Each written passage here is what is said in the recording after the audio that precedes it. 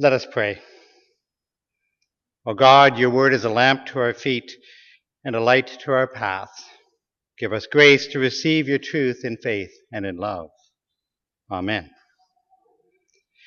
So I have had a somewhat long and interesting relationship with a company called U-Haul. You know them? Those guys with those nice red and white vans. Because I've used their services on a few occasions. And one thing that fascinates me about U-Haul is how their slogans have changed over the time. The current slogans are quite friendly. One of them is moving families to better lives since 1945. That's nice, right? Another is making moving easier. Or the very encouraging, you can do it. But I'm old enough to remember one of their older slogans. Do you remember one of their oldest slogans? I still get a shiver down my spine. It was adventure in moving.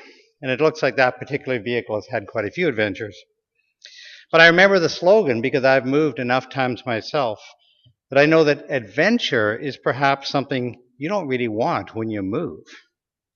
I mean, when you move your home, which Marjorie and I have done recently enough, I can still kind of shake a bit. I think it's more common to want a complete lack of adventure. We want things to be predictable, stable, dependable, reasonable. A lot of other words that end in "ible."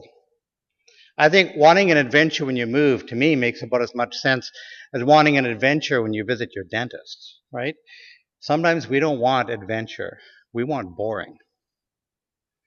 The first time I went to U-Haul as an adult, I went to rent a truck so that Marjorie and I could move from Saskatoon to Toronto. I discovered a real truck would cost $1,600 plus insurance and fuel and stuff, and we were poor students. So instead of that, we bought a car for $400 and rented a trailer. Now, that's not the car, but it's the right model. It had the fancy hubcaps. That's much nicer than ours. I'll show you ours in a second. But that car, station wagon of course, had a 460 cubic inch engine. That's 7 liters. Anybody here have a vehicle with a 7-liter engine anymore? That car could pass anything except a gas station. But, keys in hand, the adventure began. After buying the car, a friend who wanted to help me and who knew something about cars decided to help tweak it up a bit. In the process, he created a situation that later on led to an engine fire. And when I got a trailer, we knew nothing about trailers. So here's the actual car, which you'll notice has a little bit more rust on it. And if you're perceptive, you'll notice the back end is sort of sitting on the pavement, right? Well, we were so innocent, we actually got as far as Manitoba before we thought, we have to fix this. And I won't even tell you about the method we used to get my motorcycle on that trailer. But you could probably guess. Also, to get the motorcycle in the trailer, I had to take the mirrors off. They just unscrewed from the handlebars. And I realized that the visibility in the car wasn't great with the trailer, so I drilled holes in the hood of the car and screwed the motorcycle mirrors into that. I think Margie and I are prepared to learn as we go, you might say. I won't tell you about the rest of that right now, but just to make it clear, I find enough adventure when I move. I don't have to create more of it. In fact, I haven't even recovered enough from moving here to tell you what happened when we moved to Toronto. But during the week, I'd love to hear some of your own moving stories, because we all have great moving stories. But the point is, I think we see the same desire for lack of adventure in the reading from Exodus this morning. Now, the Exodus is, of course, a mythical story, but in the bigger picture of the Exodus, Moses keeps inviting people, both the Hebrews and the Egyptians, to imagine a new reality that's different. But both the Hebrews and the Egyptians keep wanting to keep things the way they are. Both groups are not looking for new life, new opportunities. They don't want adventure. The Hebrews, if you remember the bigger story of the Exodus, are constantly complaining. Why did you bring us into the wilderness just so we could die of X, Y, or Z? The Hebrew people did not share Moses' vision. They preferred the old ways, even when the old ways were slavery, to the adventure of wandering around with inadequate creature comforts. And who could blame them, right? Want to share another journey story with you. Since it's summer, I'm obviously thinking about summer holidays. Because if that wasn't dumb enough, Marjorie and I used to own a Skoda. You remember those? Czechoslovakian car? Yep, that's the right color too. It's just more orange than red. And we decided to take it on a car camping trip to Newfoundland and Labrador. About a month before the trip, I remember, because I know nothing about cars, I'd take it to the garage just to let them kind of look it over, you know. And on the way over to the garage, all the brakes failed, except the handbrake. And I thought, well, this is convenient. I'm already going to the garage. Anyway, the part I needed, was a hydraulic cylinder had failed, had to come from the UK. And it took over a month to get it. It arrived the day before our trip, so of course we just took off, right? That's the real car in Labrador. We traveled from Toronto through Quebec and took a logging road that took us to Goose Bay in Labrador. We then took a ferry to Lewisport in Newfoundland, and we spent about a week on that lovely island. When we got to Grossmorn Park, I realized I think we have an oil leak, but I didn't want to really look. My excuse is I didn't want to upset Marjorie, but the reality is I was just in denial myself. So of course we kept driving. We got finally to St. Anthony. That's where St. Anthony is, like nowhere. And by the time we got to St. Anthony, on the very tip of the Great Northern Peninsula, the oil leak was bad enough I had to look. And even I could realize it was actually the oil pressure sensor was leaking. Skodas actually, believe it or not, came with a whole quart of paint, and they came with a pretty large toolbox for a reason I never could understand. But they didn't have the right tool to tighten this oil sensor. So we stopped at the first garage we came to, and I asked to borrow a wrench. Well, the mechanic, of course, came out because he wanted to look at the car. And he said, no, the oil sensor is broken. You can't tighten it. There's nothing to fix. He can't help us. But, this was Newfoundland. The mechanic was not in a particular hurry to get back to work, so we chatted, right? This is what you do in Newfoundland. We talked about the fishing, the weather, life. After at least 10 minutes, he said, I used to own one of these cars. We kept talking. Meanwhile, Marjorie's like, he said he can't help us. Let's get out of here. 5 minutes later, at least, he says, when I had mine, I had a spare engine for it. 5 more minutes later, he says, I think I'll go out back and see if I got this part for you. And he had it. So, in Toronto, which I think you're all familiar with, a large international city, it took me more than a month to get a part for my car. But at a random gas station in St. Anthony, Newfoundland, the part was waiting for me. How cool is that? It's a great true story. But that's not quite the end of the story, because the car part was actually really expensive.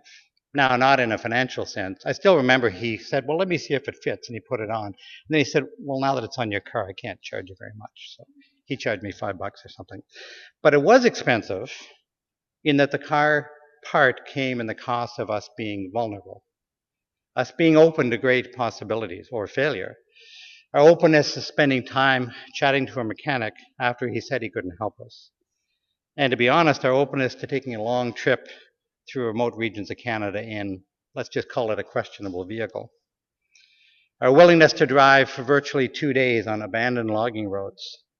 This picture, by the way, it's a bit saturated, but this piece of rock is actually called the Trans-Labrador Highway. And it's much more rock than gravel. That's the kind of thing we were on for 2 days.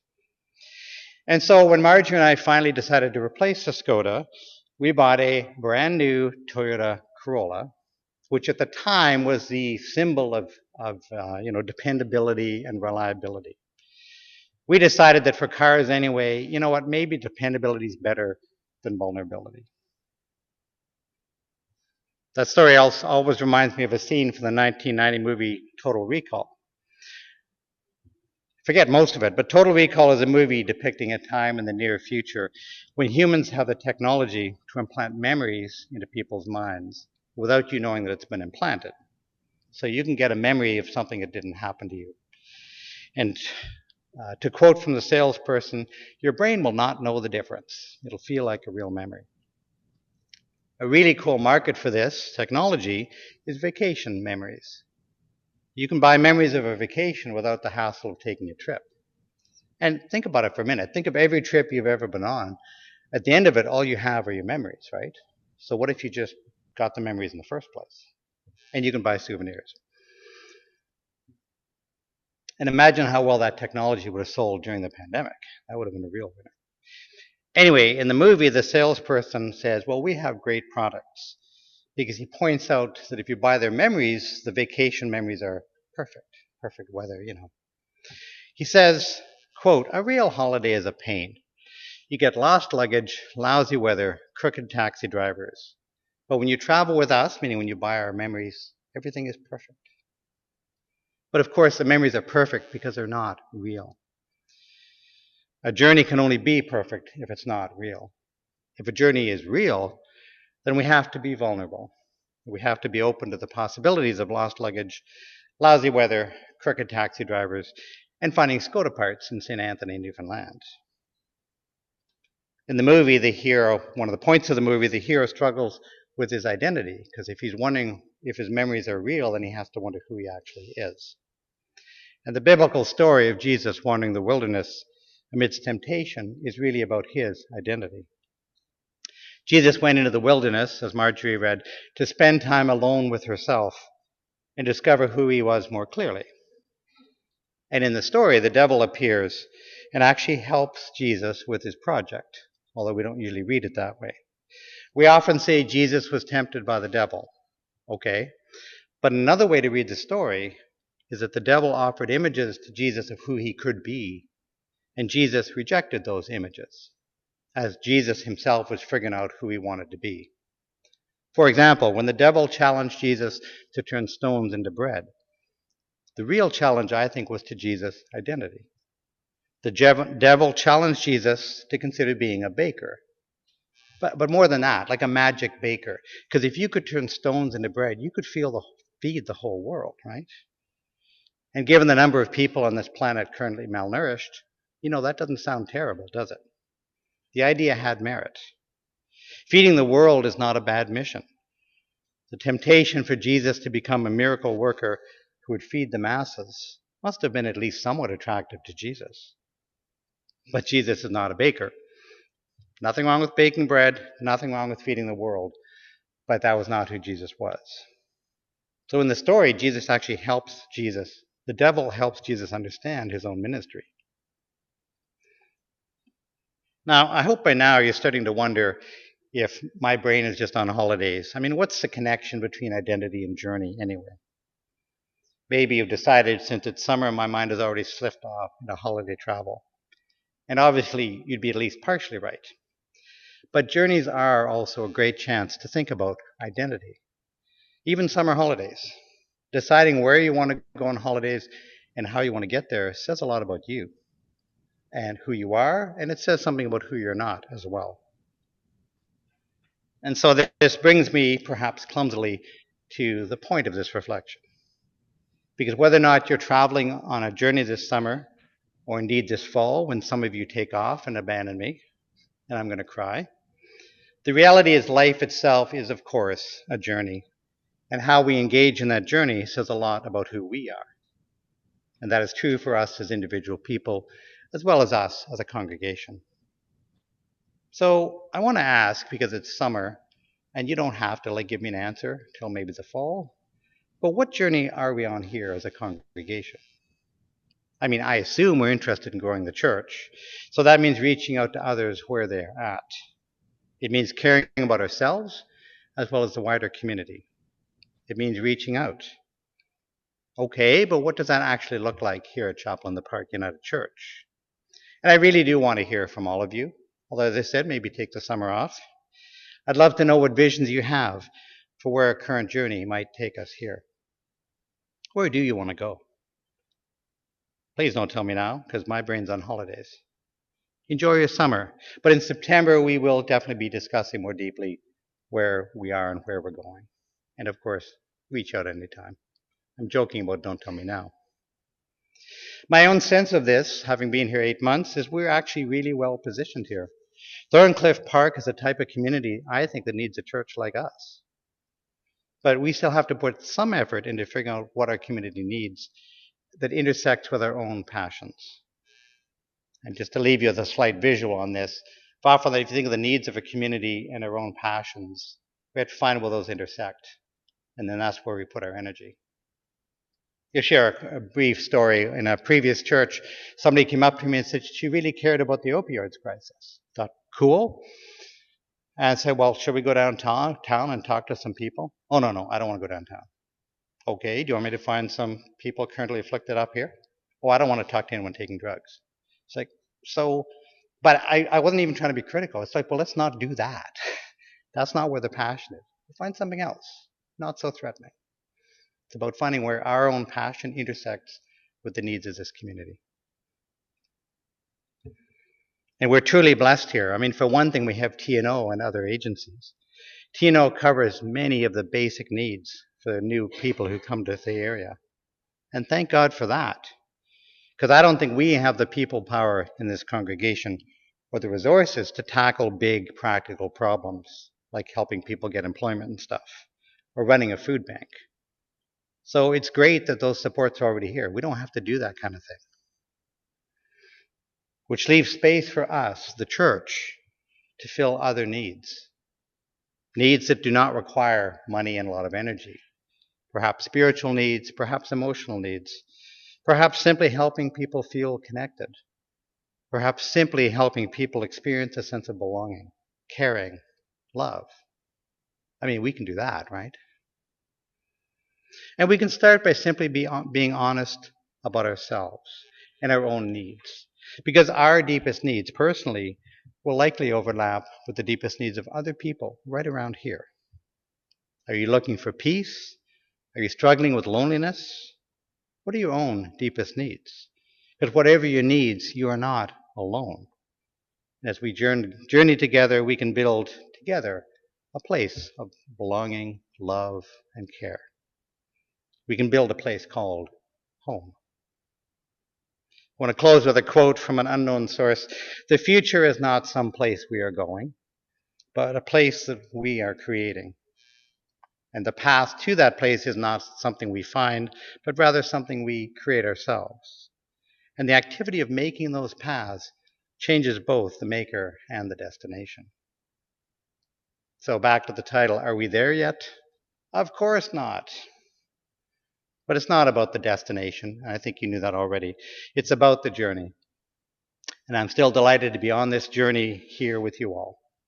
So let's enjoy our continuing journey together. Amen.